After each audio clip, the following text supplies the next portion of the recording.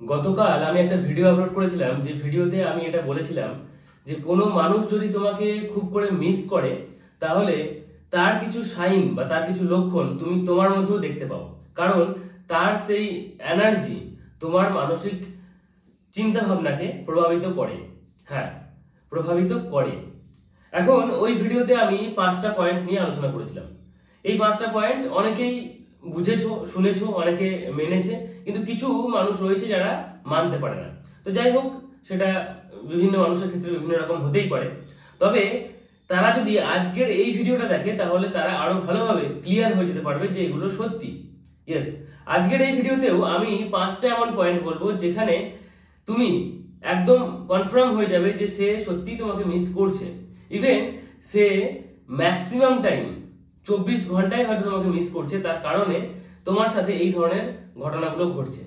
দেখো, আজকের ভিডিওতে যে ঘটনাগুলো বলবো সেই ঘটনাগুলো মূলত তুমি বিভিন্ন মুভিতে, ওয়েব সিরিজে কিংবা গল্পতে শুনে থাকবে, কিংবা বাস্তবে অনেক সময় ঘটে থাকবে, কিন্তু সেটা ম্যাক্সিমাম টাইম হয়ে থাকে একজন মায়ের সাথে একজন সন্তানের। তো মায়ের সাথে সন্তানের যখন দূরত্ব হয় তখন কিন্তু এই ধরনের কিছু ঘটনা ঘটে, এবং এগুলো সমাজ বলো বা আশেপাশের মানুষজন বলো সবাই কিন্তু মেনে নেয়। কিন্তু মানে মা এবং সন্তান ছাড়া যদি অন্য কোনো সম্পর্কের মধ্যে এগুলো ঘটে তাহলে সেগুলোকে মানুষ তো মানতেই চায় না। আবার অনেক সময় মানুষ এগুলোকে নিয়ে খিল্লিও করে। হ্যাঁ, অনেক সময় তো মানুষ এটাও বলে দেয় যে তুই পাগল হয়ে গেছিস, কিন্তু অ্যাকচুয়ালি ব্যাপারটা তেমন নয়। তো যাই হোক, 5টা সাইন আজকের ভিডিওতেও বলবো। এই সাইনগুলো আজকে তুমি ভালো করে শুনে নাও, এবং তোমার সাথে যদি কিছু ঘটে থাকে তাহলে অবশ্যই নিচে টিক মার্কের মাধ্যমে জানাবে। যদি তোমার সাথে 5টা পয়েন্টই ঘটে তাহলে 5টা টিক মার্ক দেবে, 2টো পয়েন্ট, 1টা পয়েন্ট যেটা ঘটবে ততগুলো টিক মার্কের মাধ্যমে জানাবে। এবং যদি তোমার পার্সোনাল কোনো এক্সপিরিয়েন্স থাকে, কোনো স্মৃতি থাকে তোমার সাথে ঘটেছে, তাহলে সেটা নিচে কমেন্টের মাধ্যমে জানাতে পারো। তাতে অন্যান্য মানুষগুলো কিছুটা এই বিষয়ে অবগত হবে। তো যাই হোক, 5টা পয়েন্ট কি সেই বিষয়ে আলোচনা করি। তার আগে অবশ্যই বলবো, এই চ্যানেলে আমি কিন্তু লাইফ এবং লাভ রিলেটেড যে প্রবলেমগুলো আছে তার সলিউশন নিয়ে আলোচনা করি, ম্যানিফেস্টেশন নিয়ে আলোচনা করি, স্পিরিচুয়ালিটি নিয়ে আলোচনা করি, হ্যাঁ, এবং কিছু সমাজে ক্রিটিসাইজ টপিক, হ্যাঁ, সেগুলো নিয়েও আলোচনা করে থাকি। তাই এই ধরনের চ্যানেল তোমার অবশ্যই সাবস্ক্রাইব করে রাখা উচিত। আমার চ্যানেলটা আপনি সাবস্ক্রাইব করে পাশে থাকা বেল আইকনটিকে প্রেস করে অল নোটিফিকেশনে ক্লিক করে দাও নেক্সট ভিডিওর নোটিফিকেশন পাওয়ার জন্য। সো 5টা পয়েন্টের মধ্যে ফার্স্ট পয়েন্ট সেটা হচ্ছে যে যখন তোমাদের মধ্যে কোনো সম্পর্ক থাকবে না, ধরো তুমি একটা সম্পর্কের মধ্যে ছিলে, সেটা বয়ফ্রেন্ড গার্লফ্রেন্ড হতে পারে, সেটা কোনো বন্ধুত্বের সম্পর্ক হতে পারে, সেটা কোনো হাজব্যান্ড ওয়াইফের সম্পর্কও হতে পারে। তো যদি সম্পর্কটা না থাকে, যদি ব্রেকআপ হয়ে যায়, যদি ডিভোর্স হয়ে যায়, যদি বিচ্ছেদ হয়ে যায়, হ্যাঁ, তো হতে পারে তার অনেকটা সময়ের পরেও, প্রথম প্রথম তো এগুলো হয় যে বিচ্ছেদ হওয়ার পরে তার কথা মাথায় আসছে, হ্যাঁ, তুমি তার কথা প্রায়ই ভাবছো, এর মানে এই নয় যে সেও তোমার কথা ভাবছে। কিন্তু যদি অনেকটা সময়ের পরেও, হয়তো দেখা যাচ্ছে যে 2 বছর, 4 বছর, 5 বছর হয়ে গেছে, এতদিন তোমার তার কথা মনে পড়ছিল না, সে হয়তো কেমন আছে, কোথায় আছে, সম্পর্কটা কেন ভাঙলো, কেন শুরু হয়েছিল, সব কিছুই মনে পড়ছিল না, কিন্তু হুট করে তোমার মুড সুইং হতে শুরু করেছে 5 বছর পরে। কিরকম মুড সুইং? না, সেই সম্পর্ক নিয়ে তুমি ভাবতে শুরু করেছো, সেই আগের সম্পর্কটা কেমন ছিল, ভালো ছিল না খারাপ ছিল, সে কেন এলো, কেন গেল, এইসব বিষয়ে তুমি ভাবতে শুরু করেছো হুটপাট করে। এবং দিনের ম্যাক্সিমাম টাইম, প্রায় সময় তোমার এমনটা হচ্ছে যে মুড সুইং হচ্ছে। এবার মুড সুইংটা ম্যাক্সিমাম ক্ষেত্রে মানুষের 2 প্রকারের হয়, একটা হচ্ছে পজিটিভ মুড সুইং, একটা হচ্ছে নেগেটিভ মুড সুইং। কিন্তু বেশিরভাগ মানুষের ক্ষেত্রে নেগেটিভ মুড সুইংটাই হয়। মানে তুমি একটা কোনো কাজ করছো, কিছুতে বিজি রয়েছো, কিংবা হয়তো তুমি জাস্ট একটা ওয়েব সিরিজ দেখছিলে, মুভি দেখছিলে, কিছুই হয়তো বা কিছুই করছিলে না, জাস্ট বসেছিলে বা শুয়েছিলে, কিন্তু হুট করে তার সেই আগের সম্পর্কটা নিয়ে তোমার কথা, তুমি তার কথা ভাবতে শুরু করবে। ঠিক আছে, এবার ব্যাপারটা হচ্ছে যে তুমি যখন আগের সম্পর্কটা নিয়ে ভাবছো তখন কিন্তু সেই সম্পর্কের মধ্যে ম্যাক্সিমাম তোমার নেগেটিভ কথাগুলো মনে পড়ছে, যে সে যদি নাই থাকবে তাহলে কেন এলো, সে আমার সাথে খারাপ ব্যবহার করেছিল, সে আমাকে গালিগালাজ করেছিল, সে আমাকে মান সম্মান দেয়নি, হ্যাঁ, অনেক কিছু তোমার মনে হচ্ছে, কিন্তু সবই না বাচক, নেগেটিভ। এটা বেশিরভাগ মানুষের ক্ষেত্রেই হয়, মুড সুইং হয়, কিন্তু নেগেটিভলি হয়।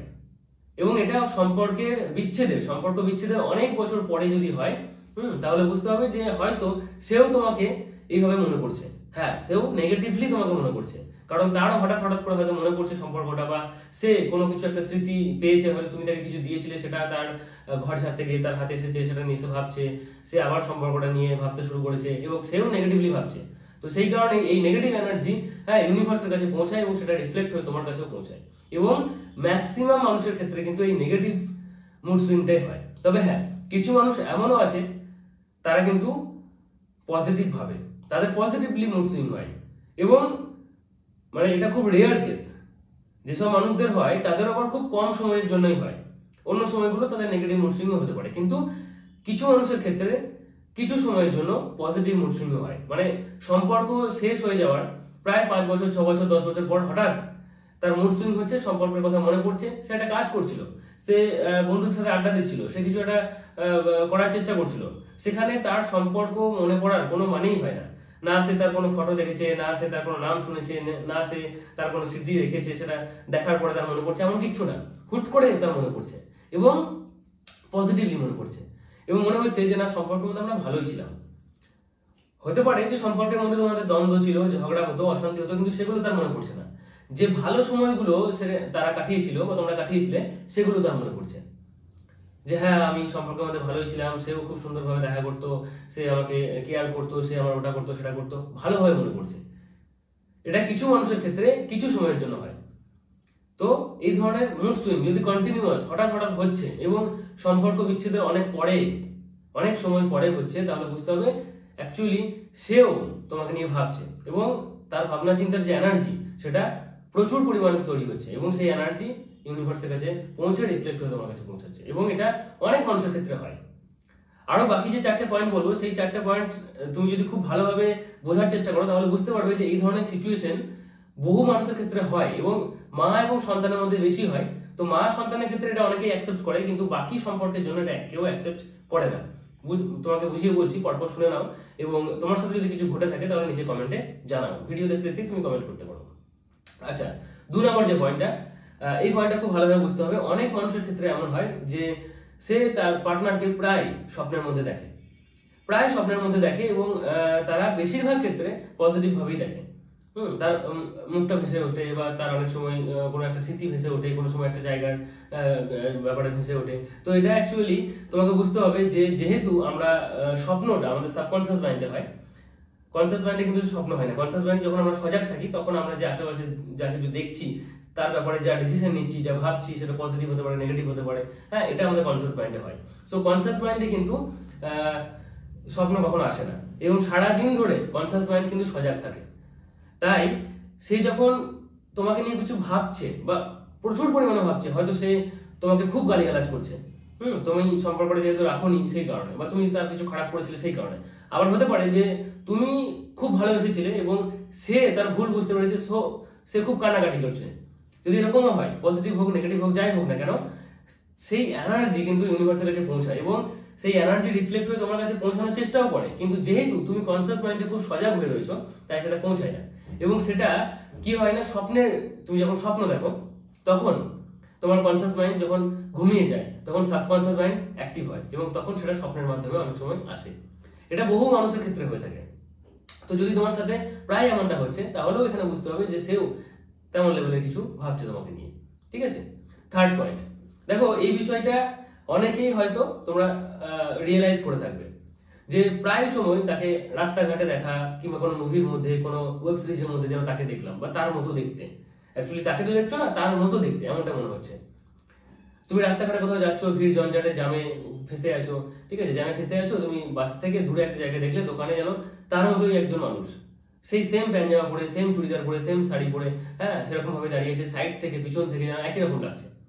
যেটা দেখবে প্রায় মুভিতে দেখানো হয়। হ্যাঁ, কোনো একটা মানুষের ব্রেকআপ হয়ে যাওয়ার পরে সে কিন্তু প্রায় সময় দেখতে পাচ্ছে তাকে, তার গার্লফ্রেন্ডকে বা তার বয়ফ্রেন্ডকে বা তার হাজব্যান্ডকে বা ওয়াইফকে দেখতে পাচ্ছে এবং সে যখন কথা বলতে যাচ্ছে, কিছু যাচ্ছে, তখন দেখছে যে সেই মানুষটা নয়। তো এটা কিন্তু অনেক মানুষের ক্ষেত্রে হয়ে থাকে। তো এটা হতে পারে রাস্তাঘাটে, হতে পারে কোনো মুভিতে বা ওয়েব সিরিজ যখন দেখছো, তখন যেন সাইড থেকে বা এক ধার থেকে বা পিছন থেকে বা চুলটা যেন, মুখটা, ঠোঁটটা একই রকম তার মতো দেখতে, কিন্তু অ্যাকচুয়ালি তেমনটা নয়। তুমি যদি কাউকে জিজ্ঞাসাও করো যে আচ্ছা ওর মুখটা অনেকটা ওরকম দেখতে না, ম্যাক্সিমাম জন বলবে যে না, নয়, কিন্তু তোমার মনে হচ্ছে এটা, কারণ তুমি মানে তার যে এনার্জি, সেটা তোমার পুরো ব্রেনে ছেয়ে গেছে। ঠিক আছে, কারণ সেও তোমাকে নিয়ে প্রচুর ভাবনা চিন্তা করছে। তো এটা কিন্তু অনেক ক্ষেত্রেই হয়ে থাকে, ঠিক আছে। তো এটা ছিল 3 নম্বর পয়েন্ট। 4 নম্বর পয়েন্ট যেটা, এটা অনেক মানুষের ক্ষেত্রে হয়, হ্যাঁ, তবে কিছু মানুষ হয়তো রিয়েলাইজও করেছো, যেমন প্রায় সময় কোনো না কোনো ক্ষেত্রে তার নাম শোনা বা নাম দেখা। তুমি রাস্তা দিয়ে যাচ্ছ, দেখা যাচ্ছে যে কোনো একটা দোকানের নাম ঠিক তার নামে। এখন তুমি হয়তো ওই লোকালয়ের মধ্যেই থাকো, কিন্তু ওই নামটা তোমার কখনো চোখে পড়েনি যেমন ভাবে, তাই না? এটা অনেক ক্ষেত্রে হয়ে থাকে, লোকালয়ের মধ্যেই থাকো কিন্তু ওই দোকানের নামটা তোমার চোখে পড়েনি, এবং ওই দোকানের যে নাম সেই নাম তোমার পার্টনারের ছিল। তো এটা হতে পারে দোকানের মধ্যে, হতে পারে এটা কোনো ইউটিউব ভিডিওতে দেখছো কোনো ক্যারেক্টারের তার নাম, হতে পারে যে ইউটিউবে কোনো অ্যাড এলো, সেই অ্যাডের নিচে তার নাম লেখা রয়েছে, হতে পারে কোনো হোল্ডিং এ তার নাম লেখা রয়েছে, এইভাবে কোনো টোটোর নিচে, কোনো টোটোর পিছনে, বাসের পিছনে, কোনো একটা কাগজের মধ্যে, এইভাবে তুমি প্রায় সময় তার নাম দেখতে পাচ্ছ, শুনতে পাচ্ছ। যদি এমনটা ঘটে থাকে তাহলেও বুঝতে হবে যে সেও তোমাকে নিয়ে মানে প্রচুর পরিমাণে ভাবনা চিন্তা করার ফলে তার যে এনার্জি সেটা তোমাকে সজাগ করছে, বারবার তোমাকে বোঝানোর চেষ্টা করছে যে সেও তোমাকে নিয়ে ভাবছে, তাই তোমাকেও ভাবানোর চেষ্টা করা হচ্ছে। অ্যাকচুয়ালি এগুলো সবই এনার্জি লেভেলের খেলা। বুঝতে হবে যে এনার্জিটা কি। এই নিয়ে আমি অবশ্য ডিটেলস একটা ভিডিও বানিয়েছি, ল অফ এনার্জি।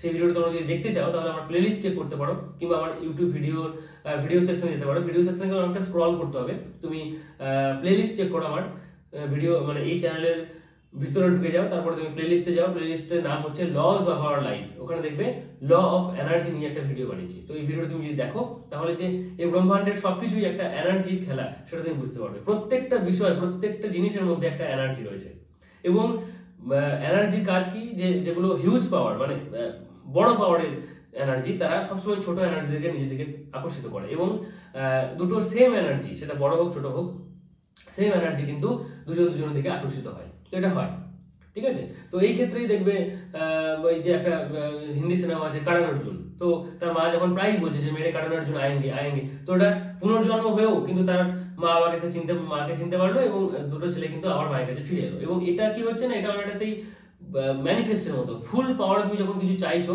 তখন কিন্তু সেটা তোমার কাছে আসছেই। হ্যাঁ, যেমনটা शाहरुख खान তার फेमस डायलॉग বলছে যে अगर तुम किसी चीज को पूरी शिद्दत से चाहोगे तो पूरी कायनात लग जाता है वो तुमसे मिलाने की कोशिश में।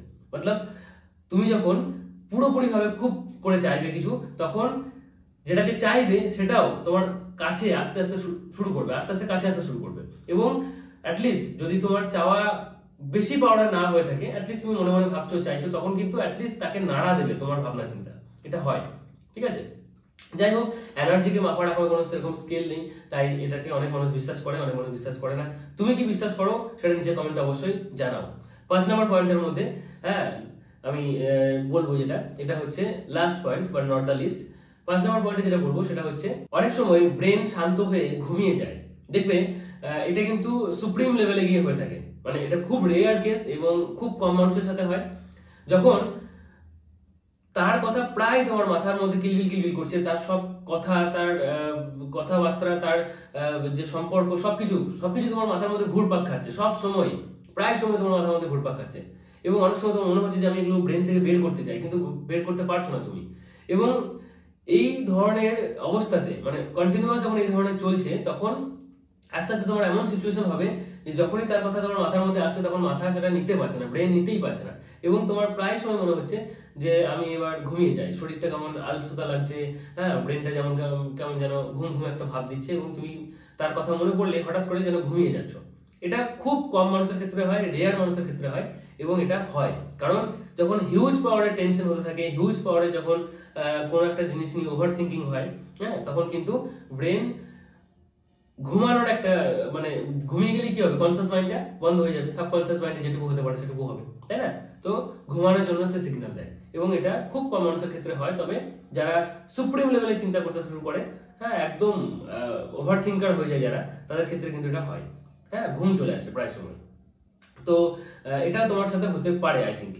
তো এই 5টা পয়েন্টের মধ্যে কতগুলো পয়েন্ট তোমার সাথে ঘটেছে, বা কতগুলো পয়েন্ট সম্বন্ধে তুমি অ্যাটলিস্ট জানো বা বিশ্বাস করো, বা এই ধরনের কোনো স্মৃতি থাকলে নিচে অবশ্যই কমেন্ট করো।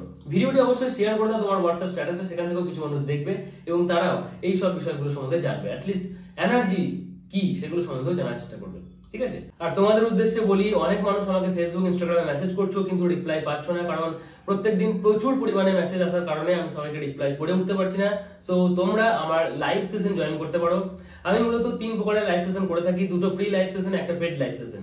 এই চ্যানেলে প্রত্যেক রবিবার ফ্রি লাইভ সেশন হয় সন্ধ্যে 7:30 থেকে। সেখানে তুমি তোমার প্রবলেম বলতে পারো, ওখানে বহু মানুষ নিজেদের প্রবলেম বলে এবং সলিউশন নেওয়ার চেষ্টা করে। ওটা ফ্রি লাইভ সেশন, তুমি জয়েন করতে পারো। আমার ব্লগ চ্যানেল শান্তিনিকেতনের শান্তনু, যার লিংক প্রত্যেক ভিডিও ডেসক্রিপশন বক্সে পেয়ে যাবে। সেখানে প্রত্যেক বুধবার, যেমন কালকেই লাইভ সেশন হবে, ওটাও ফ্রি লাইভ সেশন। ওখানে যেহেতু নতুন চ্যানেল তাই অনেক কম মানুষজন আছে, সো তোমার প্রবলেম নিয়ে বেশিক্ষণ ধরে ডিসকাস করা যেতে পারে। তো তুমি সেটাও জয়েন করতে পারো। যদি তোমার একান্তে কোনো প্রবলেম থাকে, সেটা শেয়ার করতে চাও, সেটা সলিউশন চাও, তাহলে ফ্রি লাইভ সেশন জয়েন করতে পারো। আর যদি তুমি আমার সাথে 1-to-1 লাইভ সেশন করতে চাও, তাহলে এই শান্তনুস জ্ঞান চ্যানেলের একটি মেম্বারশিপ আছে, হ্যাঁ, মান্থলি মেম্বারশিপ, খুব কম টাকা, 150 টাকার মধ্যে। সেই মান্থলি মেম্বারশিপটা নিতে পারো। সেখানে তুমি 3 থেকে 4টি লাইভ সেশন পাবে এবং সেটা 1-to-1 লাইভ সেশন হবে। তো কালকের ভিডিওটা যারা দেখোনি তারা আমি এন্ড স্ক্রিনে লাগিয়ে দিচ্ছি, তারা এখান থেকে দেখে নিও। ভিডিওটি ভালো লাগলে অবশ্যই লাইক করো। চ্যানেলটি এখন সাবস্ক্রাইব করে না থাকলে চ্যানেলটি সাবস্ক্রাইব করে পাশে থাকা বেল আইকনটি প্রেস করে অল নোটিফিকেশনে ক্লিক করে দাও নেক্সট ভিডিও নোটিফিকেশন পাওয়ার জন্য। আজকের মতো এটুকুই, tata, take care, thank you, ভালো থেকো, ভালো রেখো।